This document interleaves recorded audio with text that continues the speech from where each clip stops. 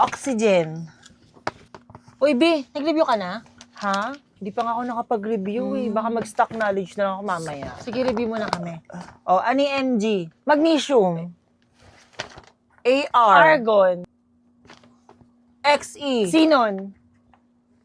Father of Modern Chemistry. Anton Lavoisier. Hindi ka pa nga nag-review, be. Gagi, 10/50 lang ako, be. Ako nga, 9/50 lang eh. Be, ilan ka, be? Ha? Mababa lang, be. Na mental block kasi ako eh. 49/50 lang. Wow, na mental block ka pa talaga niyan, ha? Tara, be. Kain tayo.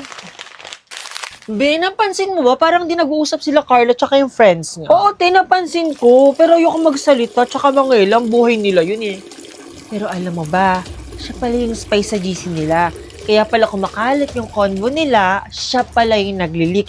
Tapos siya rin yung nagsusubong kay ma'am kapag pinag-uusapan siya sa GC Ang nila. lala naman nun. Sila na nga lang nagtatrayduran Ang lala. pa. BFF forever daw, pero nagsisiraan. Pero teka, paano ka nakapasok dito? Binapansin mo, hindi magkatabi si Sheila tsaka si Ito, Mark ayoko na yun. magsalita. Ayoko nang himasok. Baka sabihin mo pa chismosa ako. Pero yan pala si Mark Ate. Nahuli pala yun ni Sheila kagabi. May dump account. Tapos meron siyang kachat doon, taga lower year. Nilalandi niya yung babae. Kaya nag-break silang dalawa. Ay, wow. Ayaw mo pa talaga magsalita niyan, ha? Napaka-detailed, ha?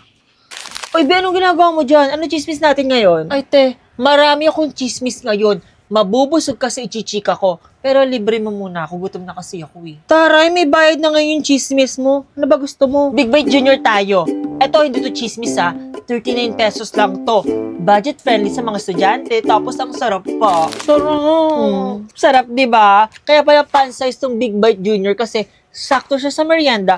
Sakto siya sa chismisan. Big Bite Junior ulit tayo bukas ha. Ang sarap talaga nito, promise. Pero tayo ba yung chismis mo sa akin? Ubusin ko lang to ha. Kalma lang. Kumapit ka dyan kasi mabubusog ka sa Big Bite Junior, pero mas mabubusog ka sa chismis ko. Kaya, stay put ka lang dyan. Ubusin ko lang. Sige.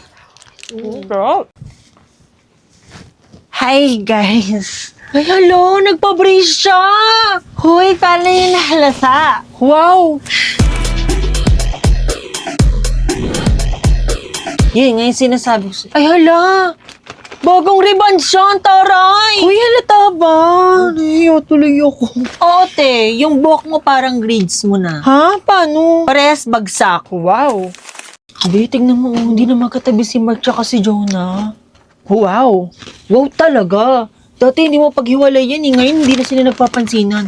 Nakabreak na. Be, break na ba kayo ni Mark? Ha?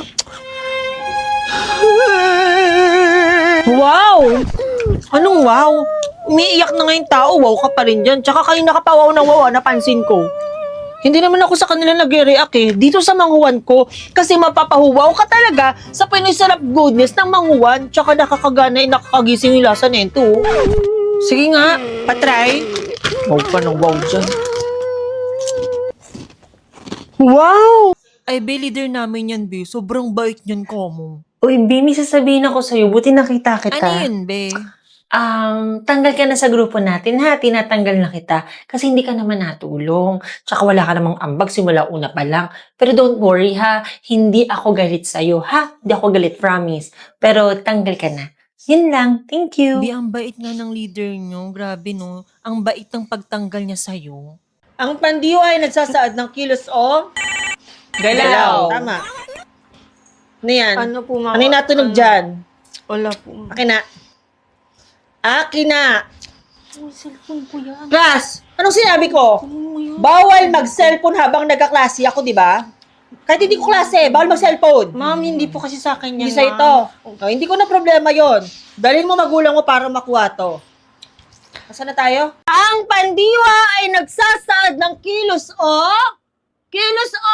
Ano? Kilos o? Yo! Kilos ano? Galaw, ma'am. Galaw! Tama! Oh, ang pangalan, pangalan Galit ba ay si ma'am? nagsasaad ng ngalan ng Hindi, tao, malakas lang talaga bagay, boses niya. puok, at pang ano? Ikaw, oh, pang ano? Pangkain, ma'am. Boys at the back! Pang ano? Anyone? Pangyayari, ma'am. Pangyayari!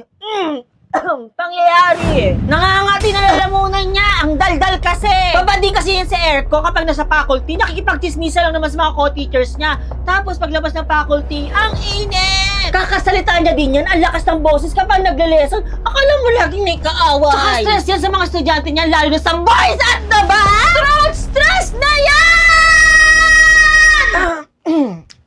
Ma'am, throat stress na po ata yan. Pero kalma lang. Try niyo po itong Dr. Prescribed Camilosan. Clinically proven with 7 natural ingredients na panlaban sa bacteria, virus, at inflammation na pwedeng cause ng throat stress.